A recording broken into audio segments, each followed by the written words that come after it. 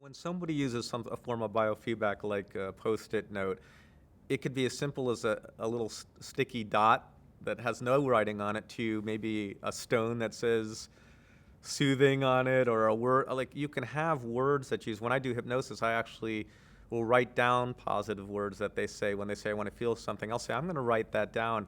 And they can actually carry index cards with those words in their cargo pocket. Say they're sitting in a boring meeting, they could be flipping through those cards. You can tell your spouse to say those words to you, or your lover to share those words with you. And a lot of these things are about ratios.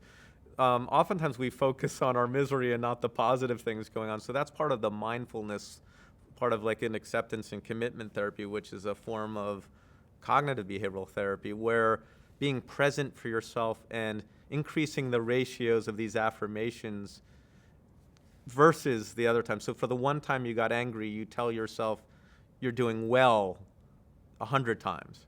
And I learned this from doing marriage counseling. People will focus on, he never says he loves me. And he might say, well, I say it 100 times a day, so why is it you only hear the one bad thing he says and not the 100 I love yous? But so you go out of your way and say, well, then kick it up to 200, because some of that's going to get in there. And part of these biofeedback mechanisms is increasing the opportunity to see these things in your environment. So you're having more opportunities. You don't have to rely on your therapist to say it to you or your spouse to say it to you.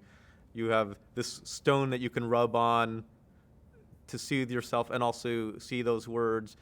You can see them when you write. You can go back to these journals you might keep and see that you were doing well on a particular day. And then we're going to dismiss some of the aversive stuff. Maybe we'll tear that page out of the journal, or we won't focus on those negative responses as much, which leads to that downward spiral into anxiety or depression.